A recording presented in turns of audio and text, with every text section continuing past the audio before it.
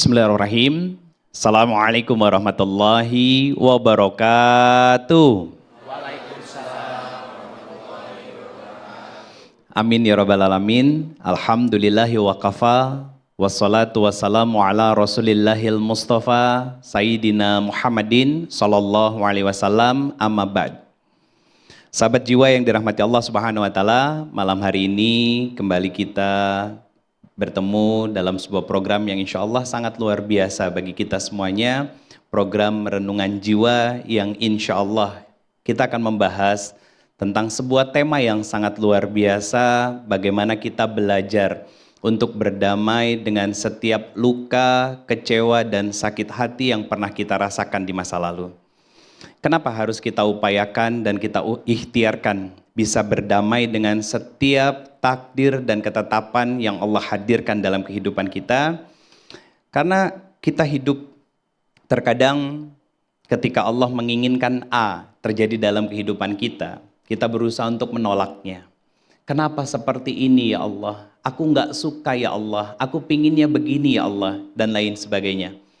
Maka hal pertama yang harus kita lakukan untuk belajar berdamai dengan setiap luka di masa lalu adalah understanding atau memahami.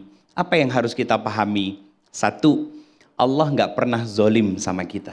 Sebagaimana yang Allah sampaikan di Quran surat Yunus ayat ke-44, Allah berfirman bahwa Allah tidak pernah menzolimi hambanya, tapi hambanya itu sendiri yang menzolimi dirinya. Artinya, bukan Allah cuci tangan, tidak. Tapi Allah mengajarkan kepada kita agar bisa menjadi insan-insan yang lebih senang mengoreksi diri kita saat terjadi ujian dan masalah dalam kehidupan kita. Entah itu luka, kecewa, sakit hati yang terjadi dalam kehidupan kita. Kenapa? Ini yang harus kita lakukan. Karena Allah berfirman di Quran surat ke-42, surat Asy-Syura ayatnya ke-30, Allah menegaskan bahwa setiap luka, kecewa, dan sakit hati yang terjadi dalam kehidupanmu, kata Allah Subhanahu wa Ta'ala, itu terjadi karena ulah tanganmu sendiri.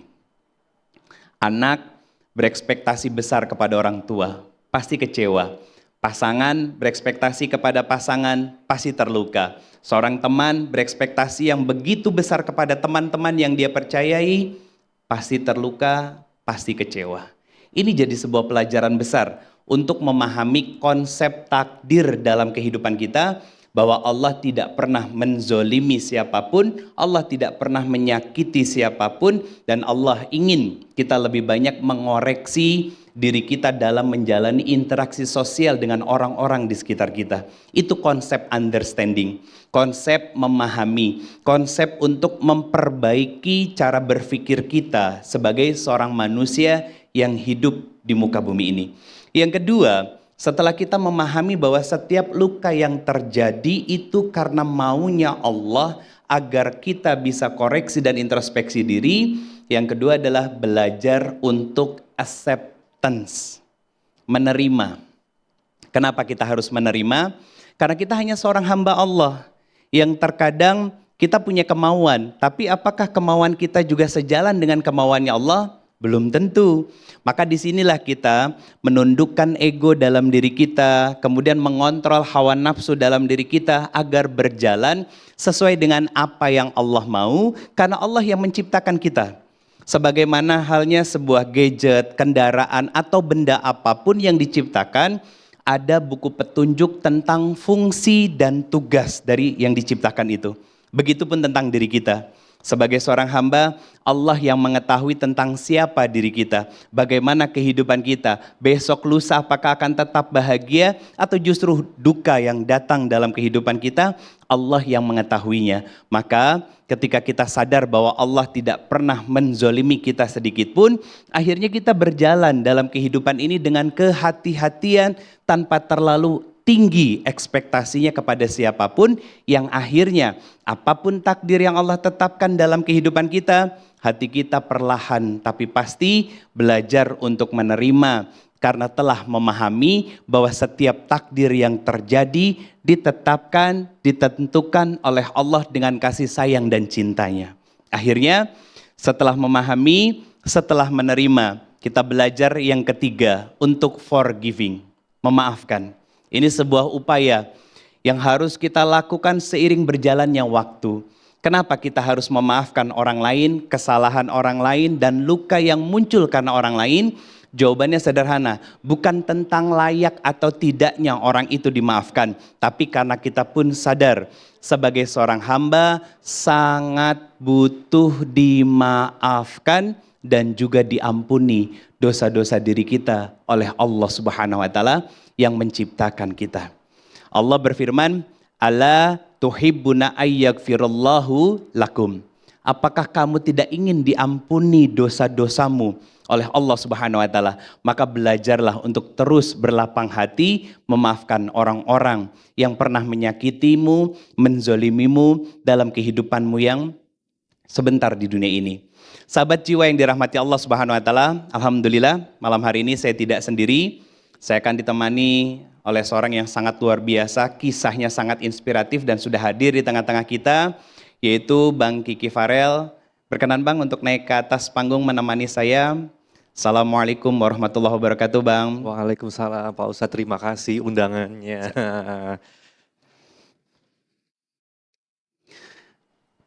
Sahabat jiwa yang dirahmati Allah Subhanahu wa taala, sebelum saya ngobrol panjang kali lebar dengan Bang Kiki Farel, kita simak tayangan berikut ini.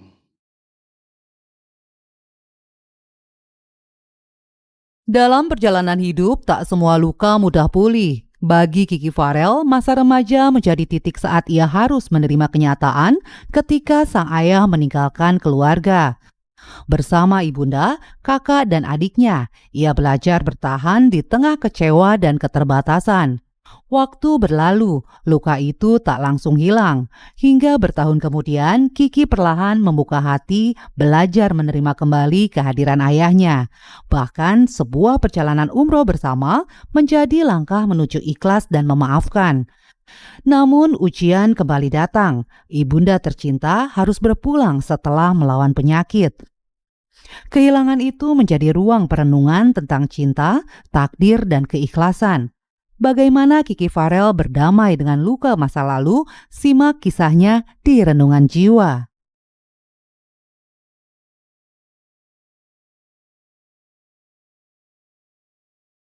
Bang Kiki, lebih enaknya Bang Farel kali ya. Boleh. Kita melihat sosok Bang Farel ini sekarang sebagai figur yang sukses di dunia hiburan. Namun ternyata di balik itu semuanya kita sama-sama tahu bahwa masa kecil Bang Kiki ini atau Bang Farel ini begitu berat setelah ditinggal oleh sosok ayah. Apakah kondisi tersebut yang membuat Bang Farel di usia remaja memutuskan untuk mencari nafkah dan kemudian terjun ke dunia entertain, mengambil alih peran dalam keluarga sebagai tulang punggung dalam rumah? Boleh ceritakan Bang? Ya itu betul banget sih Pak Ustadz. Jadi karena kondisi keluarga saya waktu itu sangat-sangat down banget, merasa berada di bawah karena memang ditinggal sosok seorang ayah. Dan di situ mama saya, ada saya, kakak saya sama adik saya gitu. Dan kebetulan memang bagaimana ya, agak sedikit menceritakan masalah keluarga besar mama sih sebenarnya. Sedikit saja. Iya, jadi di antara anak-anak mama, di antara anak-anak nenek kakek saya, mama saya, kakaknya, adiknya, itu memang mama saya yang kondisinya paling memprihatinkan gitu. Ya biasalah ya, ada pembagian-pembagian yang seharusnya berapa tapi ternyata realnya berapa. Pokoknya kondisi mama saya itu di antara anak-anaknya itu paling kurang. Ditambah lagi bapak saya hanya pekerja supir aja waktu itu, supir pribadi orang waktu itu. Terus singkat cerita di umur saya 15 tahun bapak saya pergi meninggalkan saya begitu aja. Itu kondisinya saya masih SMP, which is saya butuh banget biaya-biaya sekolah, buat makan, buat nonton TV itu nggak bisa sama sekali. Kayak nonton TV di rumah adiknya mama, di rumah kakaknya mama yang punya. Terus belajar, beli buku itu susahnya banget. Bersyukur kalau bukunya itu masih sama dengan tahun sebelumnya. Tapi kalau tahun sebelumnya bisa minjem sama kakak kelas. Kakak kelas itu ada sepupu. Tapi kalau bukunya beda otomatis harus beli lagi, beli lagi. Bahkan eh saya itu inget banget waktu itu mama saya sampai menjual baju-baju saya yang sudah kekecilan Pak Ustadz. Karena Oke. memang nggak punya uang lagi gitu. Dan bajunya pun itu dikiloin. Ya. Jadi ada orang datang ke rumah tok itu keliling-keliling rumah itu kita kiloin ya paling berapa sih 7.000 8.000 per kilo. Udah singkat cerita dan saya jadi sadar nih. Punya berpikir oh nggak bisa. Saya masih punya adik, kakak saya nggak kuliah dan saya pun pengen kuliah itu di saat itu tidak mungkin karena tidak ada biaya. Akhirnya perjuangan sekolah selesai dengan perjuangan mama saya sendiri, ya tadi jual baju bekas, kerja di rumah orang sebagai ART gitu-gitu kan. Nah dari situ saya berpikir oh nggak bisa, saya harus merubah nasib keluarga saya. Bangga plus ada rasa sombong, karena tanpa ayah saya bisa. Dari situ saya muncullah dendam dulu Pak Ustadz. Jadi masalah umroh itu masih panjang. Dendam saya sama bapak saya,